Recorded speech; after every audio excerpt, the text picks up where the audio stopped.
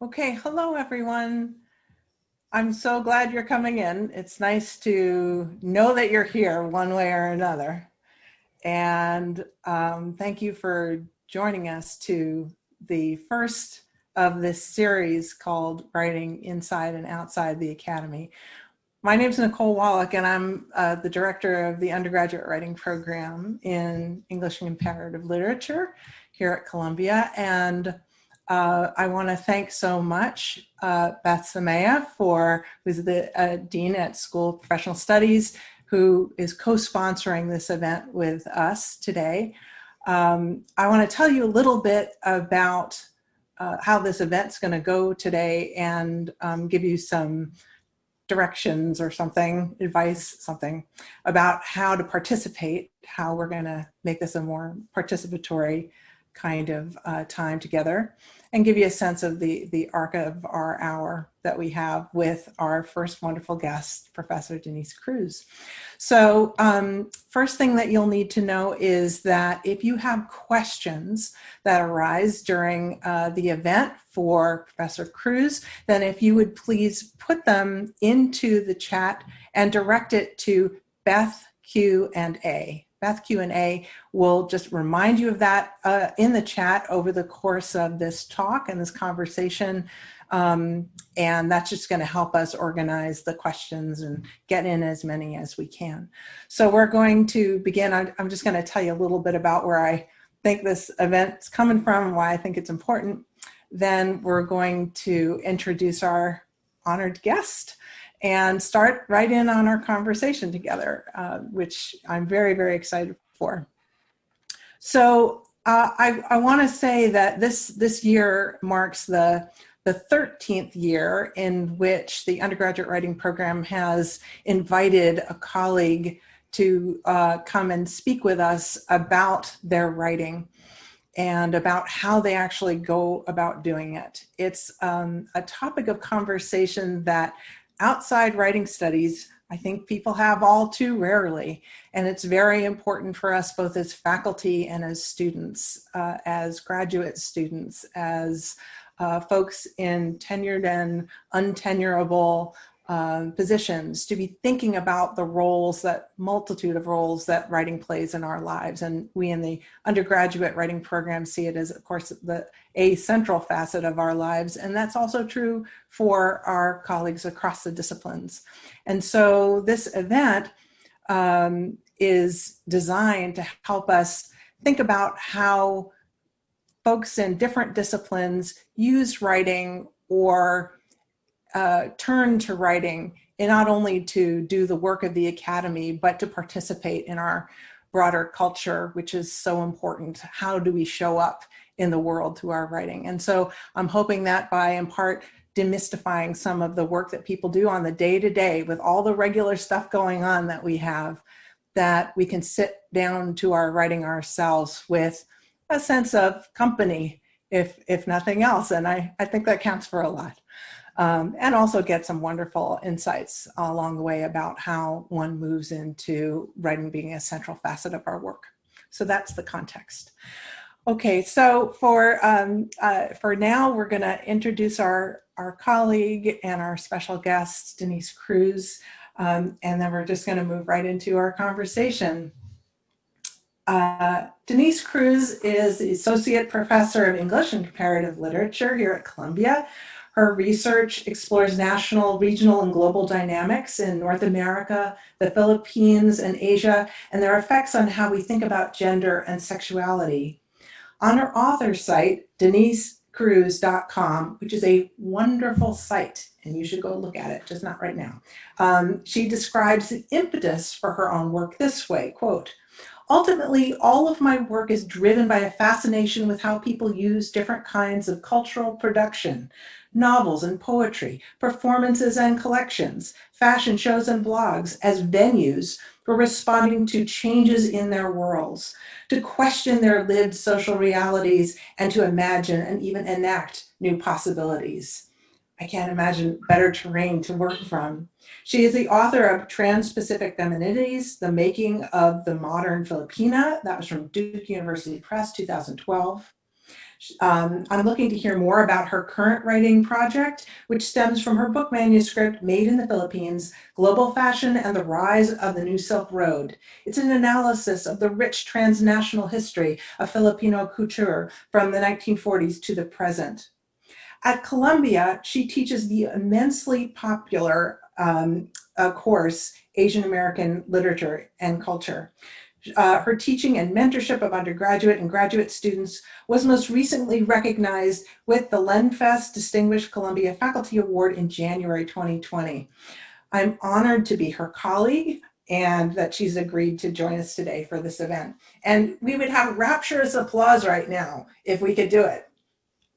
So I will rapturously applaud. Thank you. Applaud you. Okay, welcome, Denise. Thanks.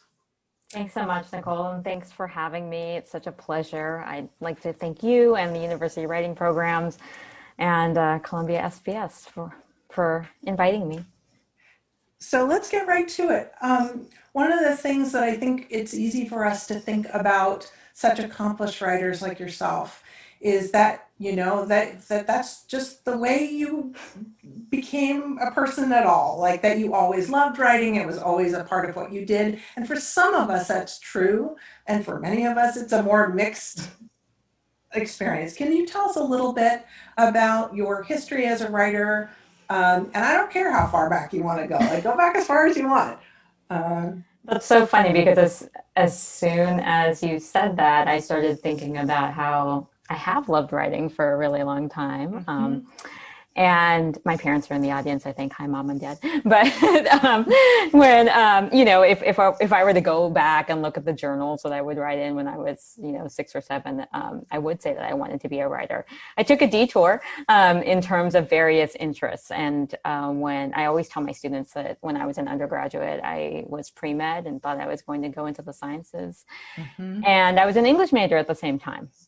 And worked at the student newspaper, the Daily Bruin at UCLA, while still taking organic chemistry and going through pre-med. And I continued this interest in writing that led finally to a decision to go to graduate school in English literature. And so the process has been kind of long and winding, but and it's one that's included starts and stops. But part of my becoming a writer, I think, has also been connected to the fact that I also love to work with students on writing too. And working with students has taught me a lot about my own writing process. So I would love you to just tell us a little bit more about both those things. First of all, like that's a pretty big commitment to say, I used to be pre-med, I'm not anymore. So what were the kinds of experiences you were having that led you in the direction to know that you wanted to turn towards literature and culture and working in the humanities as the central focus of your professional life? Sure. So when I started at UCLA, I enrolled in an English literature class, and it was a large lecture. And it was meant to be a requirement. And so I took the class, and I'd always loved reading, but I thought the lecture was fantastic. It was on medieval literature. It was a historical requirement. And I was amazed that my instructor was so passionate about talking about literature, and it was completely infectious.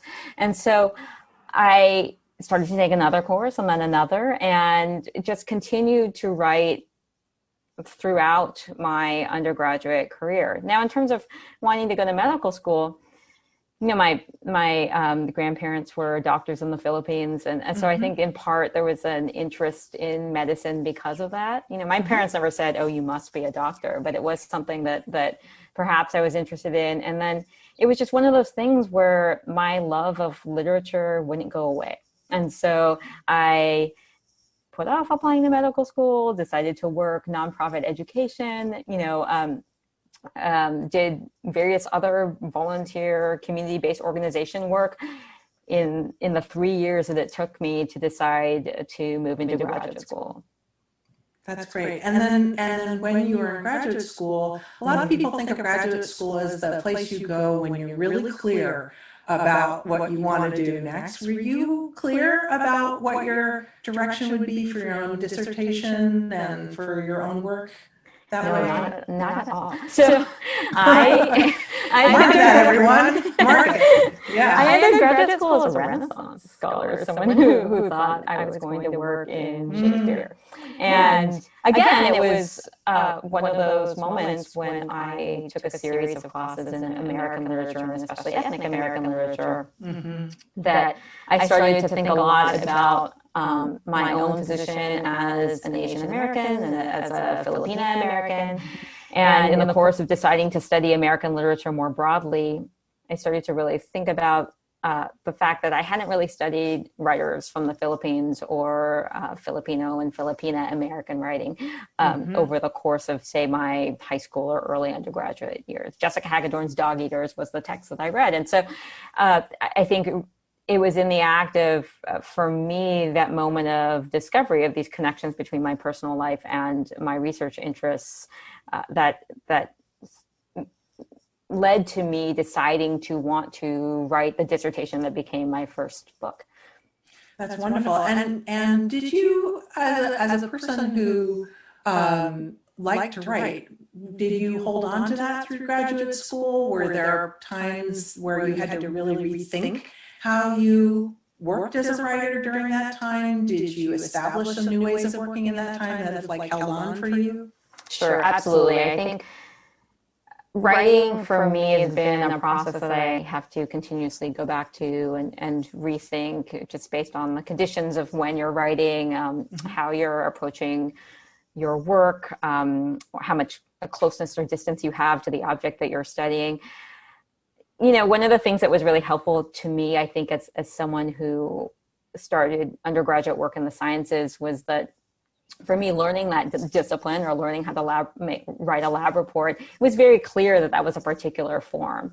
And comparing that, I think, to sometimes how the humanities were talked about, it was almost like I think there was less self-awareness, maybe, that there were particular forms, at least when I was going to school, there were particular forms that were linked to the humanities.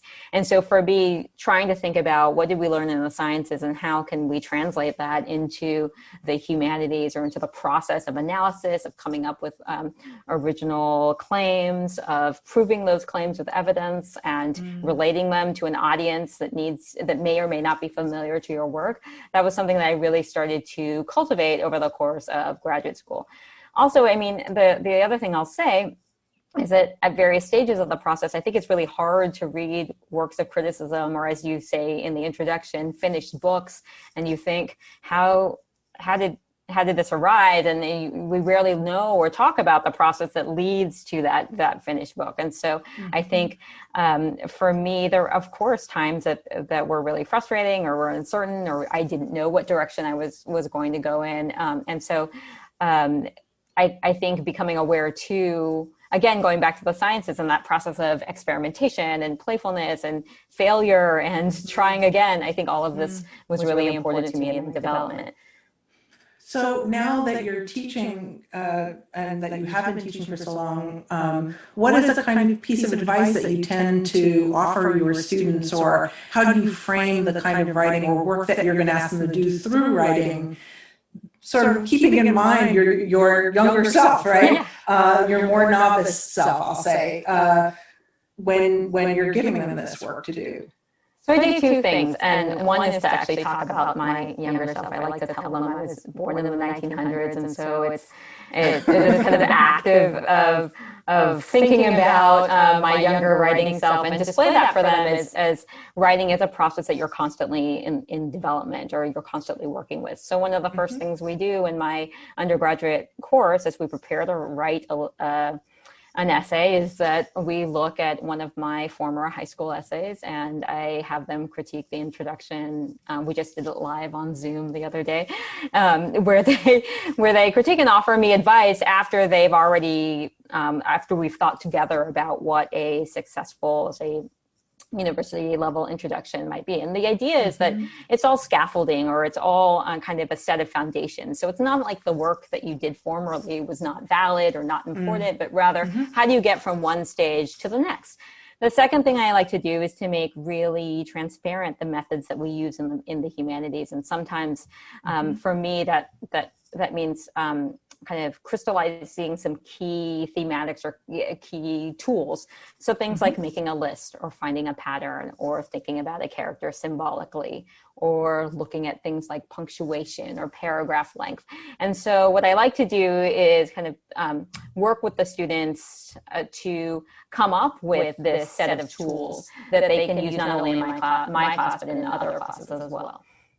Yeah, it seems really important, and I'm so glad that you're talking about tools and also practices and principles that we as writers have to like keep returning to in some kind of way. How do we learn the genres of the work in the humanities? And the humanities is so various and broad, right? How is it that it even gets inflected from discipline to discipline? I wonder, just given the nature of your interdisciplinary work, and we're going to turn to some of your most current work in just a second, did you ever find it a struggle to negotiate the expectations for a genre, whether it's a chapter or a book or a talk or something, because you are working across cultural analysis and history and literary studies? Like, can you talk a little to that, please?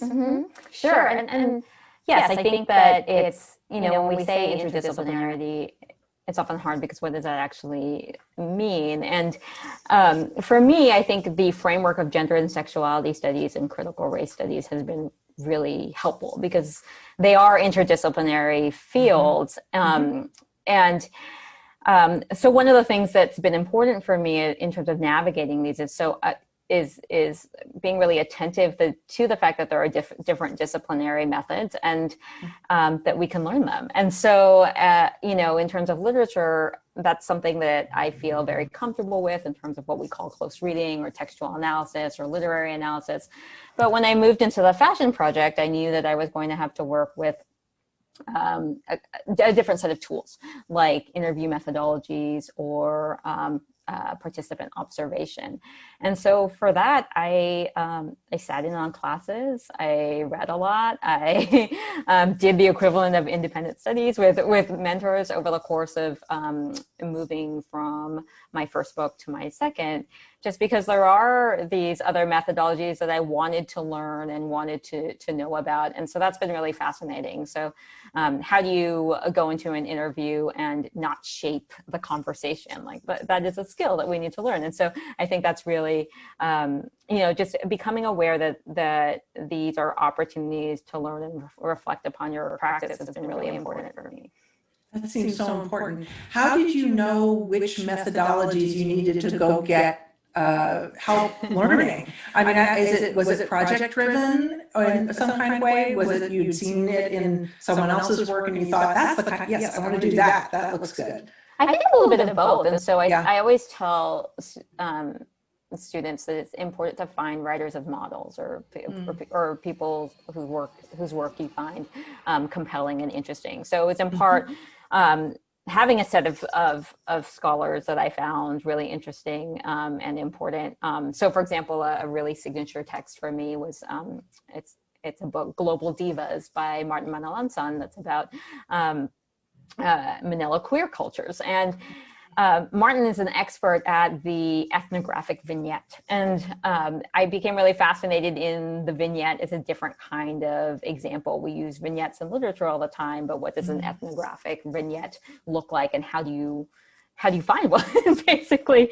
And, you realize that vignette that you will read in an anthropological study is the result of months or years of research, and also of going back and looking at patterns and kind of extracting an example from them that's going to be a key case. And so it was in part looking at models, but then also, you're right, project driven. What are the tools that I need to do to tell this story? And for me, for the fashion book, I knew pretty early on that I didn't want it to just be a historical study, that I wanted to reach into the contemporary moment, or that I needed to talk with the designers alongside what I was finding in the print archive. And so it was that realization that led to the understanding that I would need to learn things like interview methodologies. So given that I know that we're going to get to see a little bit of your method now, I'd like to move us into taking a look at some of the process towards the fashion book, right? This is the materials from that book. Is that Yes. right? Okay, great. So we will do our share screen magic.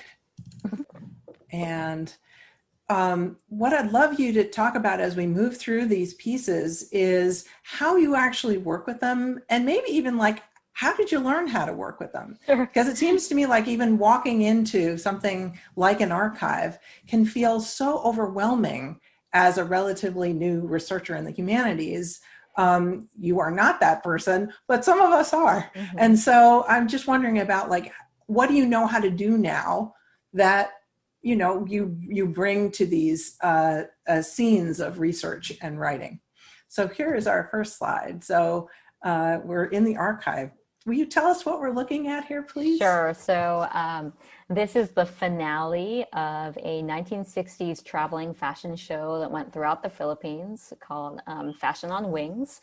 And what you're looking at is the end of a fashion show at, it's called Araneta Coliseum. So it's in Manila. People might know it as the location of the Thrilla in Manila fight with Muhammad Ali. But the photo I think is fascinating because it shows the number of people who were really interested in fashion in the 1960s, the fact that they could pack an entire coliseum to view a fashion show.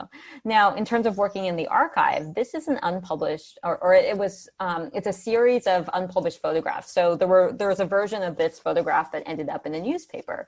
But the only reason why I have some of the photographs that I do is because I got to know the archivist working in the Lopez Library. And so in terms of your initial question of how do you walk into an archive, I would say that you could walk into an archive, but now what I recommend, and that's after talking with mentors who are historians, is the first thing you do is you reach out to the person who is the main librarian or archivist. And they love hearing from people who are interested in their work. They really do. And they know so much about it. And so what I did was I reached out to Mercy Servida, who is amazing. And I told her about my project. And when I went there, we met and we started looking through the materials. And she said, well, I also have these photos of the unpublished photographs. Would you like to see them? And of course, that's, of course I said, yes, absolutely. Yes, and right. so that's always the answer. Yeah. So I would say in terms of newer researchers, feeling that you can contact people who are working at these locations and introduce yourself, tell them about your research project. I've had so many archivists who have been incredibly helpful to me during the research process. Wonderful. We're going to look at our next two images and maybe we'll talk about them a little bit more briefly, but I'm thinking sometimes we think, oh, well, people go to archives because they know what they want to find. And I'm wondering about how doing work in archives as a writer involves something other than like, I have a thing in mind, I am going to go find it, but something else, like maybe there is that, but are there other things that you're doing as the writer of this project while you're in these archives? Like sure. Even practically, like what are you actually physically doing? What am I actually physically? Yeah. So when I went to these collections, in part, what I wanted to do was to flesh out a story that initially started, or I had initially heard in conversation with people who were involved in the contemporary fashion world in Manila, and they would say, well, this is a much longer story, that there's a long history of custom-made clothing in the Philippines, and one of its real high points was after the war. And so what I wanted to do was basically see how much of that story had been documented. And in part, it was documented because of the rise of women's magazines and fashion periodicals after the war. But it was also documented in other ways in terms of oral history interviews or conversations with people, or in the slide that you're seeing right now. So what you're seeing right now one of the major designers of the 1940s is a woman, Slim Higgins, and her children created an archive or repository of the beadwork and basically the kind of notions or embellishments that she used to decorate the clothing or to finish the clothing, or these kind of fantastic gowns. And so what you're seeing is a detailed shot of the beadwork that is pretty incredible, because one of the things that they have in their fashion school is they have just drawers and drawers or folders basically of these materials that they have made available to their students. So in an archive, one of the things that I would say I'm looking for is a way of contextualizing or fleshing out or giving texture to a story that might be more publicly available in print. So on one hand, I would say, one of the things that I did was I looked at, say, an entire run of newspapers or 20 years of coverage. That's one thing, alongside unpublished photographs or alongside things like fashion designers' notes or archives of embellishments like that, or oral histories. So you're trying to get as much texture as possible, or at least that was my objective. So let me just look at this. So this is also from our archive. We can see piles and piles of stuff. So you called for lots of stuff, and here it is all over the desk. And so while you're doing this, like looking through, and I think of this as a scene of writing, and that's from Amy Devitt and Mary Jo Reef and Anis Bawarshi's idea from scenes of writing, that this actually becomes not just a scene of research, but a scene of writing. Writing is happening whether or not we're actually sitting down and writing the manuscript at that point. So what kind of writing work is happening even as you're looking at all this material? Right. And I love Devitt's work because I love this idea that, sometimes people think you're in this very pristine environment with your computer and it's just all coming from your head to your fingers. But the pile, so I'm frequently surrounded by piles of material. But in terms of the photographs that you're seeing is, this is a series of unpublished photographs. And in part, what I was doing at this particular moment is I was going through these folders just to see what I was missing, really. But at the same time, I had two different documents open, or I have two documents with me, and one is a running spreadsheet where it's basically I'm creating a catalog of what it is I'm looking at, and that's important, especially if you need to return and find it later. Is that our spreadsheet photograph? That's a spreadsheet slide, yes. I want to show that to you can show while people, we're looking at it. Yeah, so this is a catalog. Don't be scared, everyone. This is for advanced. This is an advanced move. This is I like to make lists, and so this is I like them too. This is a catalog that I created in part because as a researcher, I think being able to keep track of the materials was important. I wanted to be able to accurately footnote things, especially for people who might be coming after me. And I also wanted to be able to easily find things and look for patterns. So on the right of the screen, you'll see the different categories that I use to organize the material. And then you'll see the different, the dates in terms of the folders of where they are. This spreadsheet is one that I originated, but I had help in this process from graduate student research students and an undergraduate student at the University of the Philippines. And so we were also working together in terms of trying to collate as much material as possible. So I had this document open just so that I have a real sense of what's in front of me, and so I can walk away and remember it. It also became really important because then I can say something like, which I end up saying in chapter 2, over the course of 2,000 articles, these are some of the trends that I saw. The other document I have is either a notebook, depending on what I'm my frame of mind, or a Word document or Google Doc, where it's basically a journal, and it's a free-form journal of what I'm finding, just kind of questions that I might have, maybe thematic connections I might want to synthesize, maybe observations of surprise or discovery or curiosity, or an observation that might include, you should really look into this later. And so that's been really important for me. Once I step away from the archive and then in the process of trying to synthesize what I have found over the course of my time there.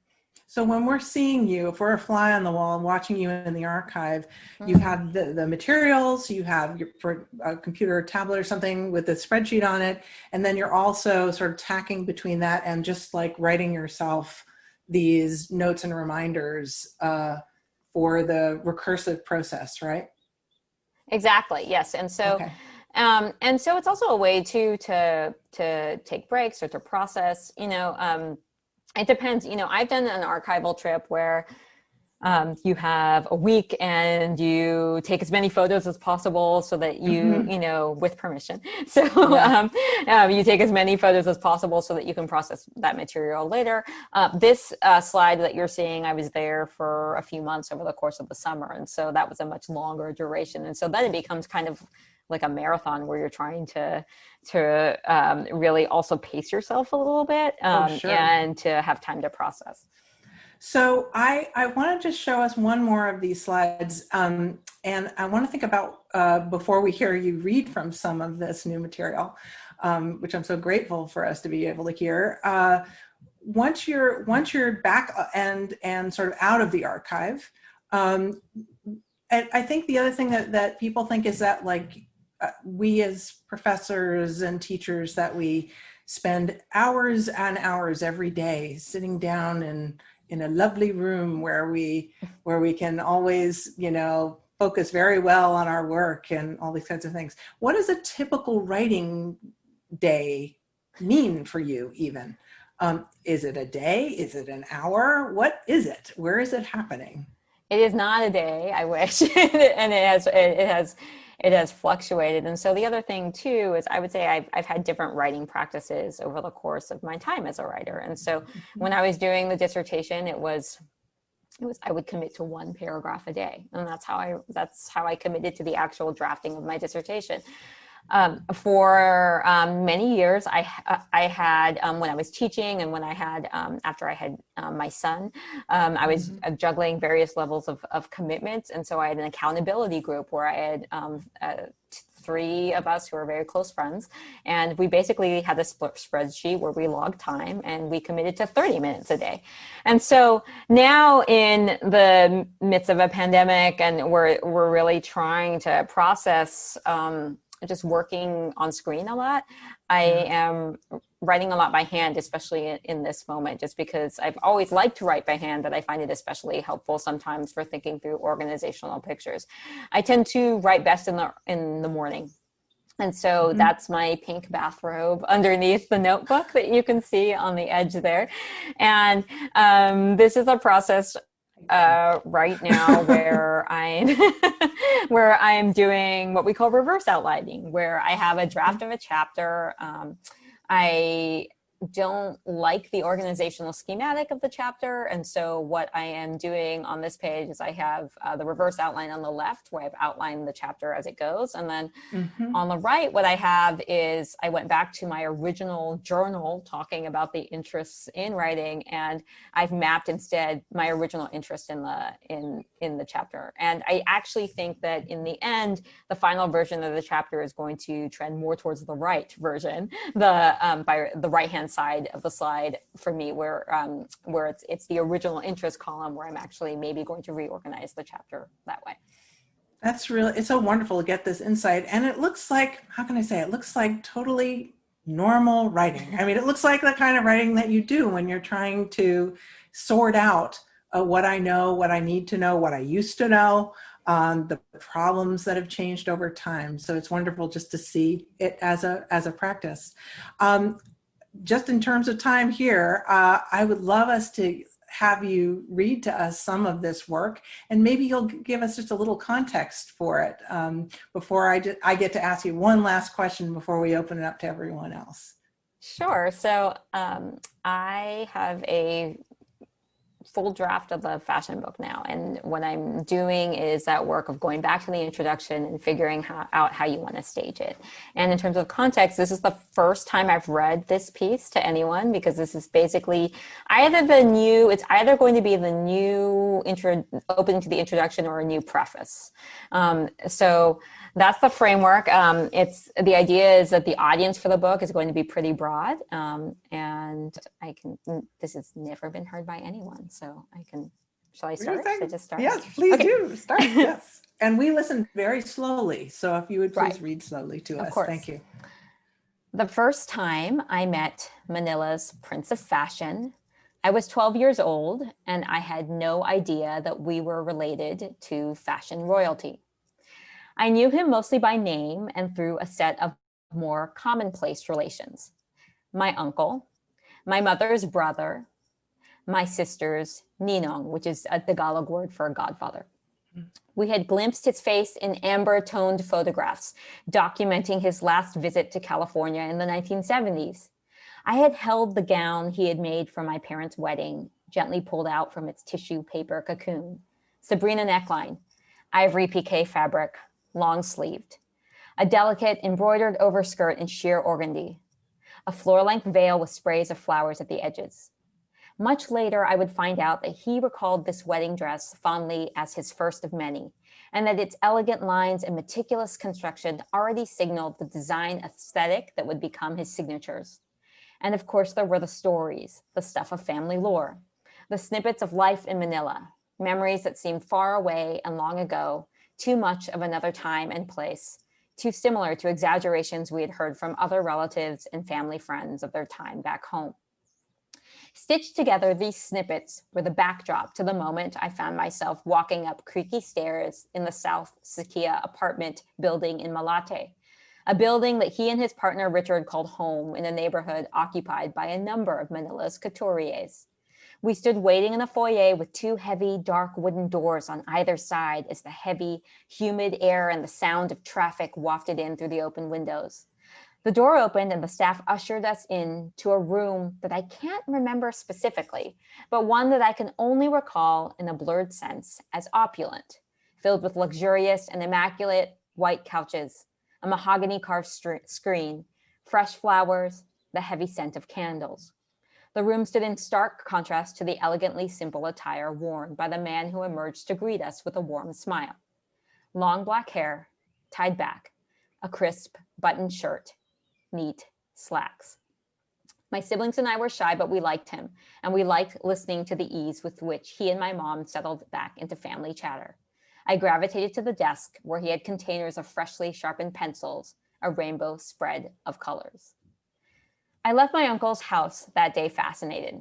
With each trip to Manila, I realized more about the extent of his influence and reach, captured certainly in the title The Prince of Fashion, a name given to him by the press, but also in retrospective exhibits dedicated to his work, his appearance as a mentor on shows like Project Runway Philippines, the beautiful and carefully coiffed women who constantly greeted him wherever we went, his name on perfume bottles, the magazine pictorials featuring his wedding gowns, the difficulty of finding time to see him as he maneuvered between fittings and consultations.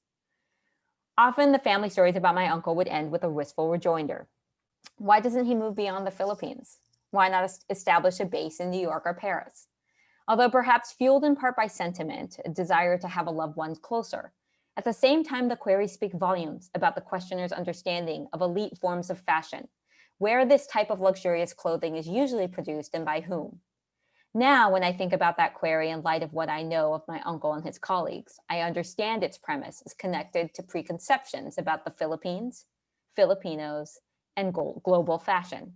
Since the 1980s, the Philippines has served as the origin for products inexpensively, quote, made in the Philippines, the point of departure for Filipino, quote, servants of globalization, or, quote, migrants for export, who provide care and labor for the global north.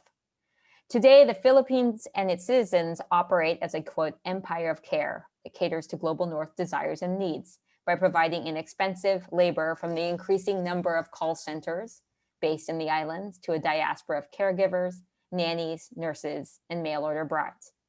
And the story of globalization and its effect on fashion and beauty, driven by a late 20th century shift to ready-made clothing, produced more and more quickly, is plotted along a set of routes originally paved by empire, with cities such as Paris, New York, London, or Tokyo as its centers. Together, these notions have entwined in a powerful set of lasting preconceptions about fashion and beauty, empire and globalization, and Filipino care and labor. My task in this book is to unsettle them all. That's it. That's just wonderful. Thank you so much for that reading. I know the questions are coming thick and fast now for you from everyone. So I'll just take the privilege of asking you one more. And it's going to sound a little silly. How'd you learn to write like that?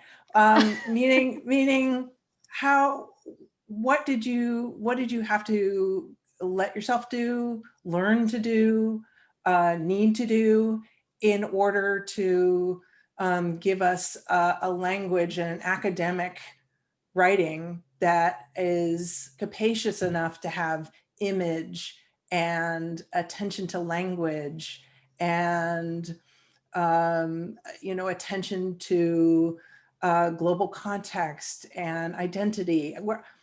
What did you have to learn, or who did you have to learn it from? Wow, that is such a huge, I had to learn it over the course of time, I would say, and reading people whose work that I loved, scholars in gender and sexuality studies, people like Saidiya Hartman or Martin Menelanson or Thuy Linh Nguyen Tu, who's a scholar of fashion, or Scott Herring and Sharon Vogel. So these people who are my models. But also I would say, I write now with my students in mind a lot. Really a lot. And I think that has really shaped the writing voice in terms of how it changes, or how it has changed, because part of what I want to tell them is why is this work important, or why should it matter? And sometimes for me, it's been, this is more recent in terms of the actual development to where did this entire idea even come from, and how can I tell you a story? That seems so important. Thank you for that. So I want to offer our guests some opportunities to ask you questions. And so what I'm going to do is, thank you, Dean Smaya, for helping us to organize these. I'm going to read, and I'm going to name the questioner, and perhaps they can ask you the question directly, and we'll let them say. So our first question will come from, and I hope I'm saying your name right, Tarina Pankanti. You asked two questions, so please ask one of them if we can unmute you and you're still with us here. Yes. Okay. Hi. I'm so excited to be here. And your book, I was just blown away. I really felt like I was like seeing it just from hearing that, like I could picture everything that you were saying. And gosh, I picked just one question, but I think that what I would want to ask is just what's the importance to you of people of color in literature? And just because it's something that, being a person of color myself, like it's something that I haven't been able to see as often as I would like to. And just why do you think that's important? And like, how has it evolved over time that you've seen? Thanks so much, Tarini. Nicole, should I just answer? Yes, is that? Yeah, I think it's incredibly important. And I continue to reflect on its importance every time I teach a course at Columbia, but also in reflecting back on my own awareness of literature. In part for me, studying this material or teaching my students, I am increasingly reminded of the transnational and global world that we live in, but also a world in which those dynamics are not just contemporary, that they have existed for quite a long time. And so in work like the fashion book, but also in my more literary work, part of my interest has been really recovering writers of color, recovering a population of voices that have existed and have published and have been contributing to the stories we tell about the world that we live in. And so I think it is incredibly important. And I would say that for you as a reader to continue to ask questions, I hope to see you in class one day or in office hours, but to seek out the work of writers of color as much as possible. Thank you so much. That's great. Thank you. I want to sort of keep thinking about this question of how we write and who's doing the writing. Mary Bach, would you please ask your question about accessibility? Yeah, so in my experience in the reading and writing that I've done in my discipline is that the writing that's in the discipline tends to have language and sentence structure that's just not accessible for people with language-based learning disabilities, for people for whom English is not their first language. It just tends to be inaccessible. However, for books to be published outside of the discipline and for them to be popular enough to be published outside of the discipline, there's an aspect of sensationalization that can skew the truth in a way that's problematic. Sometimes if it's about another community, it can be racist. It just can be problematic. So how do we toe this line between writing that's accessible to everybody, but writing that doesn't sensationalize or skew the truth on a subject? I think that is so difficult, especially as you've named this conflict or tension between publication and publishing and markets versus the audience that you want to write for. And I think, again, it's this idea of finding models that you find really compelling, and who the ideal audience that you see for your work, and to have that ideal audience in mind first. And so, when I work with, say, teaching Asian American authors, one of the things that we've talked about is how historically writers of color have had to explain things or insert certain details that that might be appealing in certain ways to a more mainstream audience. And now I think there's a number of writers who are importantly resisting that. So, for example, not always translating languages or using that formal style as part of the basically the arguing. And so I think just I would say first finding models of people that you find accessible and interesting and compelling to you, who are able to navigate. And I think you're absolutely right that sometimes interdisciplinary work is the work that is doing that in really important ways. And second, keeping in mind the audience that you want to have for your work. Thank you for that great question. I'd like to invite now in Austin Demerly. I hope I'm saying your name right. Austin, if you'd ask your question and a different question around interdisciplinarity. Austin, if you're still with us, if you would ask your question. Yes, my camera isn't working right now, so we can hear you. That's okay. Go ahead and ask it. All right, so thank you. I've appreciated all of this so far. I was just wondering more about this topic of interdisciplinarity. You yourself came from an interdisciplinary background, studying STEM, wanting to go into that pre-med background. So I was wondering, how did the skills and mindset you learned translate to your approach to writing and research? Whether that be learning about new writing techniques or data management for research or other areas. How has your interdisciplinarity helped you, even if indirectly, with a wider perspective, or the methods in deciding what skills you needed to acquire to write in a way that was desirable, and how you acquired those skills? Was there anything in the transition that came more naturally, or did applying your background to a new discipline and focused writing require more substantial efforts? Thanks so much, Austin.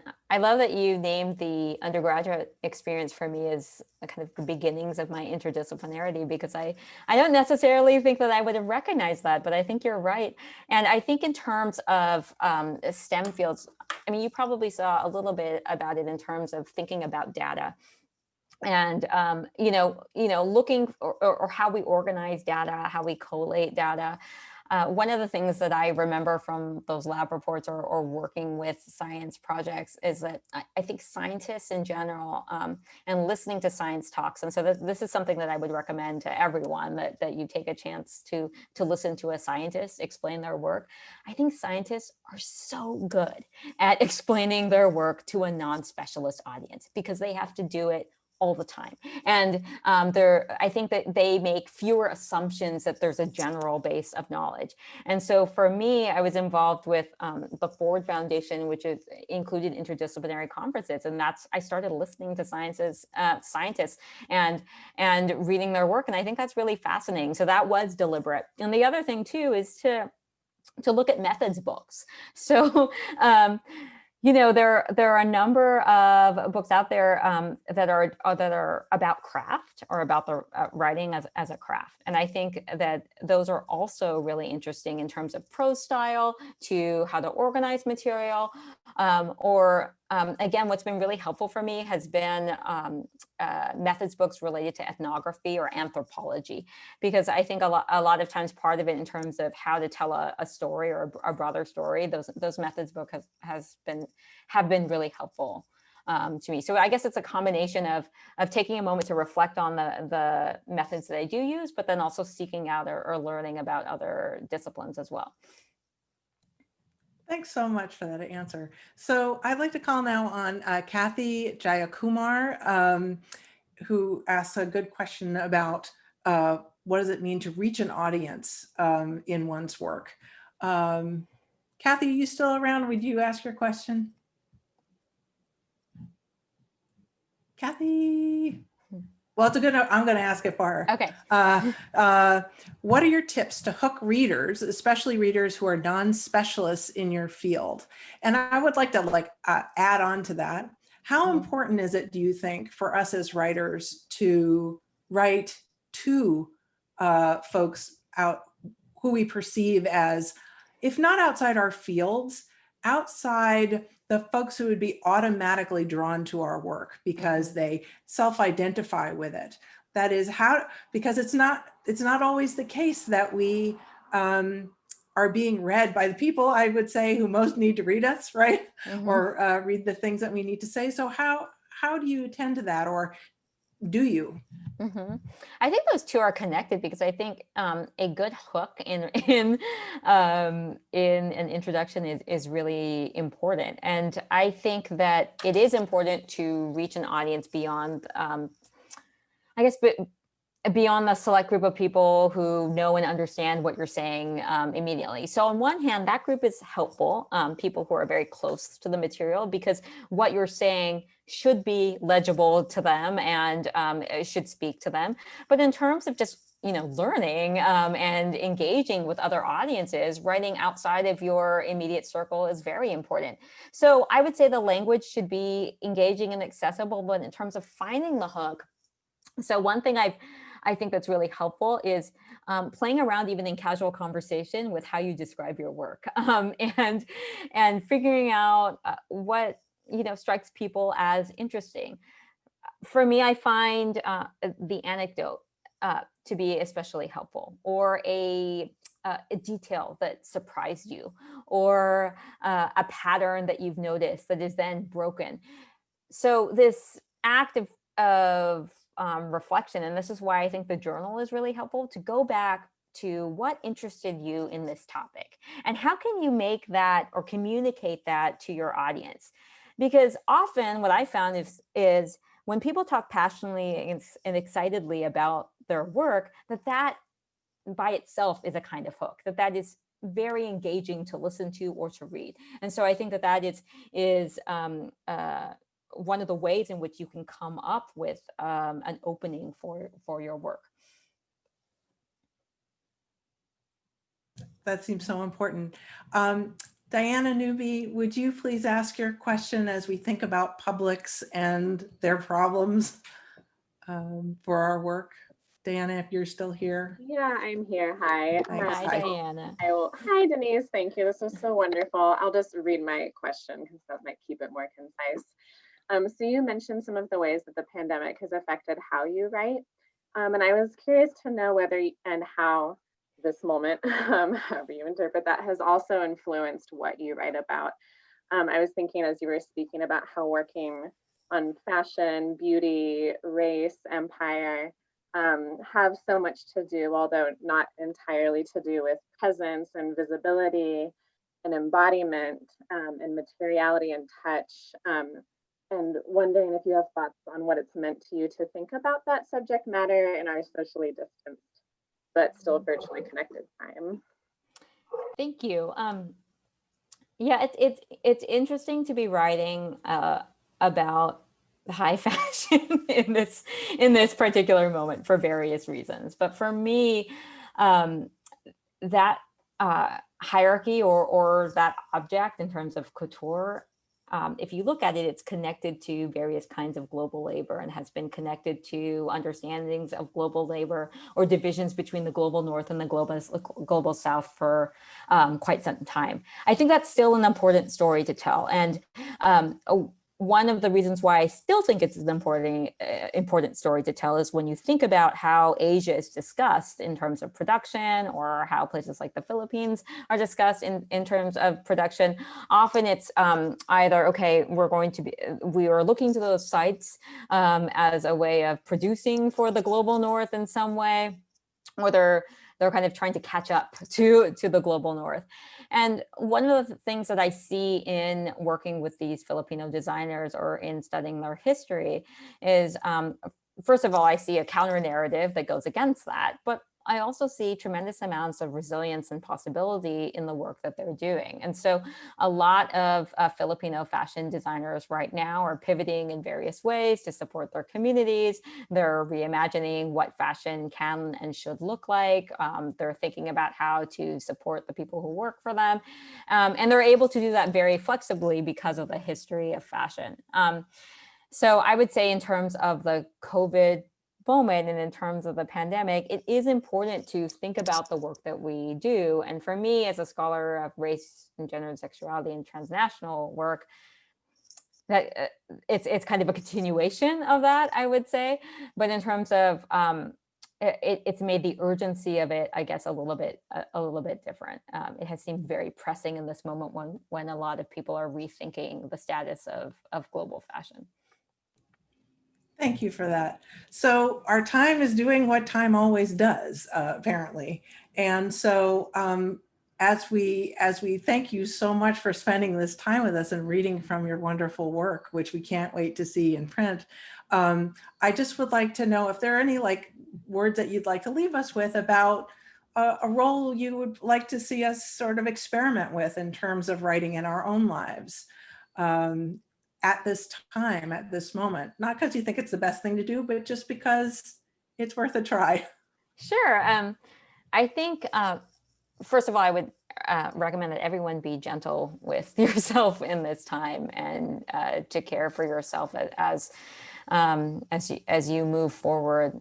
But one thing that I've found very helpful, again, because of screen overload, is to maybe step away from the computer in some way and to either write off the computer, or something that I've done before is to record myself I'm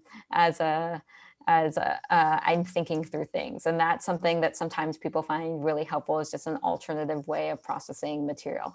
But overall, I would say that writing is a constant process, and that it is a process for everyone, and it can be frustrating and nerve-wracking at times, but it's also so rewarding in terms of just really being genuinely curious about what the world has to tell you and what you have to tell the world.